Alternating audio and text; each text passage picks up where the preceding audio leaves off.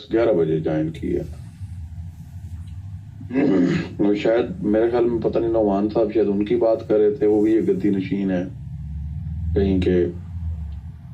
تو انہوں نے ریزائن کر کے پنجاب اسمبلی سے ریزائن کیا. یعنی کہ 2 سیٹیں یہ آپ کہہ سکتے ہیں, یہ 2 نمبر جو ہے وہ نون لیگ کے مزید ٹوٹ چکے ہوئے ہیں پچھلے 2 دنوں میں. اس کے ساتھ ساتھ اگر ہم دیکھتے ہیں کہ جو میں نے ایک ٹویٹ بھی پن کیا, شاید لوگوں کو بعض کو بھی ہو رہا ہو یا بعض اوقات اس میں ٹائم لگ جاتا ہوتا ہے. تو جو گدی نشین ہیں ہمارے جو پیر حضرات ہیں, جو درگاہوں کے متولی ہیں مختلف کے, ٹی ایل پی نے اور کوئی کام کیا یا نہیں کیا, ان لوگوں کی باقی پولیٹیکل پارٹیز میں اوقات بڑھا دی ہے. یعنی جو ان کو اتنا زیادہ پولیٹیکل پارٹیز جتنا ویٹ نہیں دیتی تھیں, وہ ان کو اب ایکسٹرا ویٹ ملنا شروع ہو گیا ہے. وہ صرف اور صرف اس وجہ سے ملنا شروع ہوا ہے کہ ریلیجیس سینٹیمنٹس رکھنے والا جو ووٹ ہے وہ ٹی ایل پی کی طرف بے تحاشا ٹوٹا ہے, جس کو کاؤنٹر کرنے کے لیے بڑا فاسٹلی یہ پولیٹیکل پارٹیز نے جو سجادہ نشین تھے اور جو گدی نشین تھے اور جو مختلف درگاہیں اور پیر جو ہیں ان کے ساتھ اپنی لائزننگ جو ہے اس کو فاسٹ کی ہے. اسپیشلی اگر پچھلے 1.5-2 ماہ سے ہم دیکھیں تو بہت سارے ایسے سجادہ نشین ہیں جن کے باقاعدہ اشتہارات میں نام بھی آنا شروع ہوئے ہیں, کمپین میں بھی وہ کہیں نہ کہیں نظر آتے ہیں ون وے اور دی ادر. اور کچھ لوگ جو باقاعدہ پریکٹیکل پالیٹکس میں تھے انہوں نے بھی اپنا جھکاؤ کرنا شروع کر دیا ہے. اور یہ سارے جھکاؤ جو ہو رہے ہیں ریلیجیس سینٹیمنٹ والے ووٹ کو فیچ کرنے کے لیے, یہ صرف ایک ہی پارٹی کی طرف ہو رہے ہیں.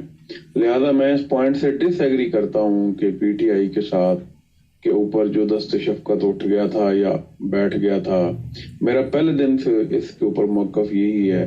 کہ یہ ری لانچنگ چل رہی ہے اور اس ری لانچنگ کو ہم لوگ انڈرسٹینڈ ٹائملی کچھ لوگ کر پا رہے ہیں, کچھ لوگ نہیں کر پا رہے. یہ رائٹ فرام دا ڈے جب سے وہ ایک لیٹر لہرایا گیا تھا, میں نے اسی دن سے کہہ دیا تھا کہ یہ ری لانچنگ کی طرف جا رہے ہیں, کیونکہ 3-3.5 سال میں یہ کچھ نہیں کر سکے. ان کی کوشش ہوگی کہ جو نئی حکومت گورنمنٹ بن رہی ہے اس کو اگر بنتی بھی ہے, پہلی بات تو یہ بنا ہی نہ, جو انہوں نے ٹرائی بھی کی اور اس میں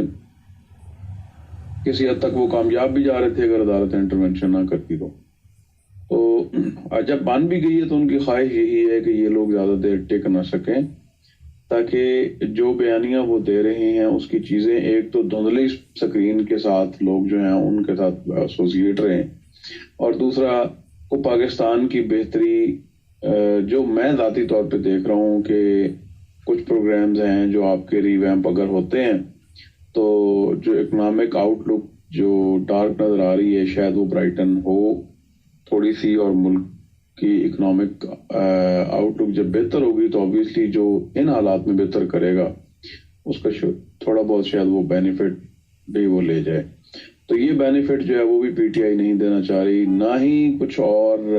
جو کرتا دھرتا ہے مجھے لگتا ہے نہ وہ دینا چاہ رہے ہیں.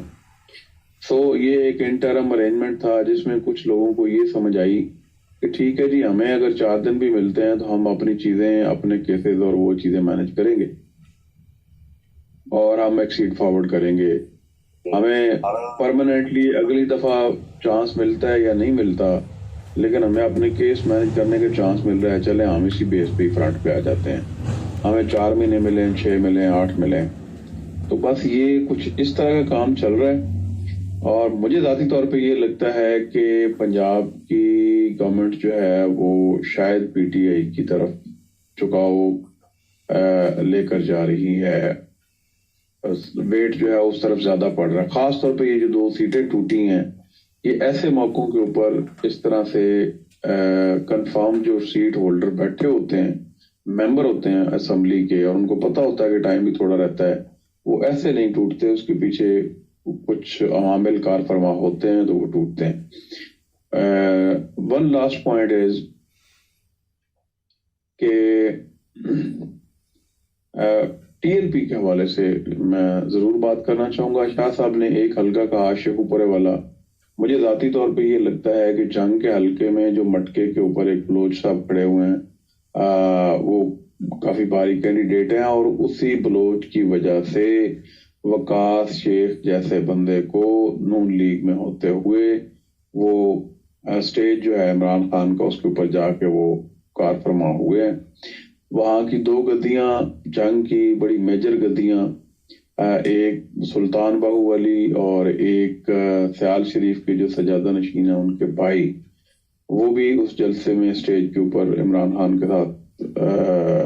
بیٹھے ہوئے تھے۔ لیکن اس کے باوجود مجھے لگتا ہے کہ جو ٹی ایل پی ہے اس کا انٹروڈکشن 2018 میں بڑے اچھے طریقے سے اس حلقے میں ہوا ہے، اور جس بندے نے 2018 میں الیکشن لڑا تھا مار Zahoor Hussain Supra, he was president Supra alliance of Pakistan, اور اس کا بڑا اثر و رسوخ ہے وہاں پر، اس کی اچھی خاصی برادری بھی ہے، اور آج بھی ان کی برادری کے میجر لوگ جو ہیں وہ ٹی ایل پی کے ساتھ ہی کھڑے ہیں۔ ایک تو وہ برادری ہو گئی، اور دوسرا یہ جو صاحب ہیں یہ ہیں بلوچ فیملی سے، تو بلوچ فیملی کے بھی اچھے خاصے وہاں پہ کر رہے ہیں۔ تو مجھے ذاتی طور پہ یہ لگتا ہے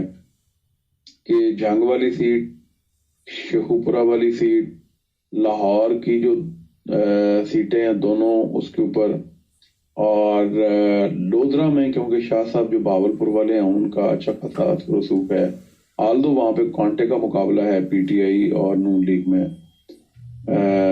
کیونکہ نون لیگ میں وہ لوگ گئے ہوئے ہیں جو وہاں کے وہ ترین کے ساتھ جو لوگ ایسوسیٹڈ تھے۔ سو یہ 2-3 حلقے جو ہیں مجھے لگتا ہے کہ ان میں ٹی ایل پی جو ہے وہ اچھے فائٹ کرے گی۔ اگر ون نہ بھی کر سکی تو ان تینوں، بلکہ ایک بہاول نگر والا حلقہ جو شاہ صاحب ڈسکس کر رہے تھے وہ بھی بڑا ساؤنڈ ہے۔